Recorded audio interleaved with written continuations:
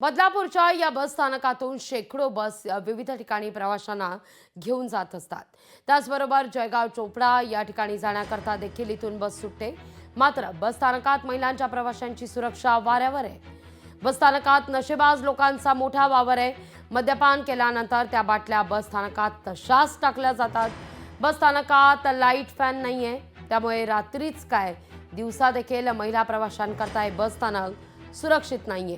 आढावा घेतला आपले प्रतिनिधी किरण तेलगोटे यांनी।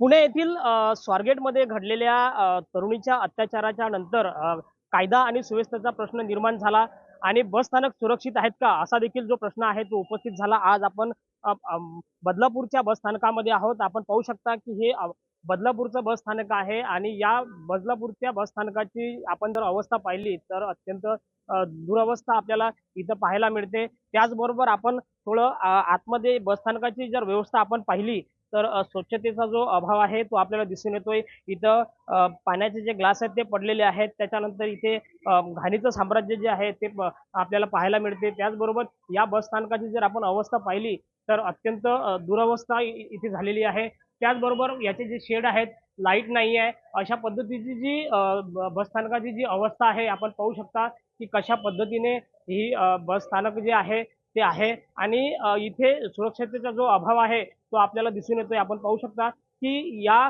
बस स्थानकाची जी अवस्था आहे ती कशा पद्धतीने आहे। रात्रीच्या वेळेस इथे काही नशेखोर जे असतात ते येतात आणि इथं मद्यपान देखील करतात, अशी जी प्राथमिक माहिती जी आहे ती देखील इथं आपल्याला समोर येत आहे।